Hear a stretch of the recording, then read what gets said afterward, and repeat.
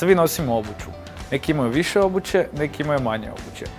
Nekima je shopping fantastičan, drugima je pak shopping noćna mora. Ali na kraju dana svi nosimo obuću. Sad zamislite da imate Puma sportske tenisice i martinke. Hoćete li ih prodavati istim ljudima? Hoćete li im se obraćati preko istih kanala? Imaju li ti ljudi iste interese? Odgovor je vjerojatno ne. Zbog toga vi ćete morati jasno definirati svoje ciljane skupine i njima podložiti svaki aspekt vaše crowdfunding kampanje. Da bismo lakše razumjeli što su ciljane skupine, možemo ih podijeliti u 3 kruga. Prvi krug je naravno vaš najuži krug. To je vaša obitelj, prijatelji, najbliži suradnici. Za njih nećete morati ulagati pretjerani napor da bi oni uplatili neki novac, zbog toga jer će vam oni to vjerojatno napraviti i same usluge. Drugi krug su prijatelji vaših prijatelja, stari poznanici ili dalji prijatelji. Od njih možete očekivati određenu podršku, ali ćete se morati malo više potruditi da biste to postigli.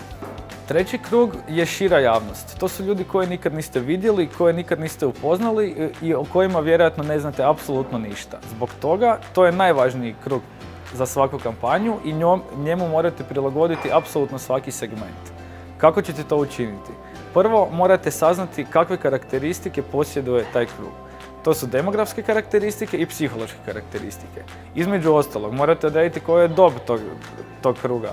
Morate odrediti kako oni razmišljaju. Morate odrediti koja su im primanja, kakvo im je obrazovanje i n sličnih faktora. Da biste to doznali, morate sve staviti na papir i jasno procijeniti te jasno definirati kome se vi zapravo obraćate i kako. Primijetili ste da pristup prema prva 2 kruga ciljanih skupina nije toliko bitan. On je često neformalan i osoban. Bez obzira na to, prva 2 kruga su zapravo baza vaše cijele crowdfunding kampanje.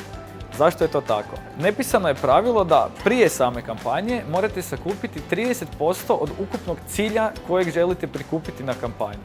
Upravo od prva 2 kruga ciljanih skupina vi dobivate tih 30%. Ali ne dobivate samo to.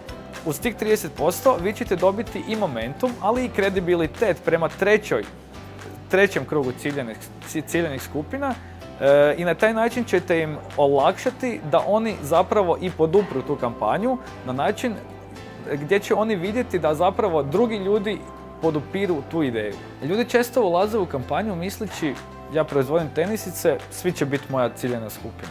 To je jedna od najčešćih, ali i najvećih grešaka koju netko može napraviti prije kampanje. Za to postoji nekoliko razloga.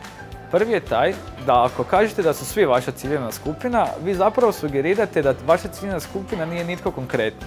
Druga stvar, ako krećete sa istom porukom prema svima, ne samo da ćete do svih doprti ofrlje, nego ćete vjerojatno i dio populacije i odbiti.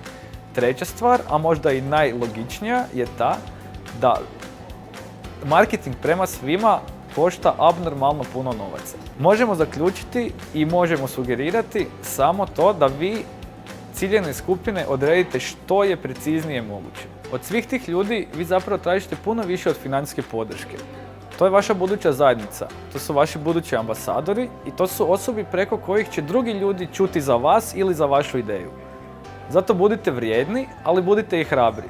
Napravite svoju kampanju na način da doprete do onih kojima ste vi potrebni, a ne samo do onih koji su potrebni vama.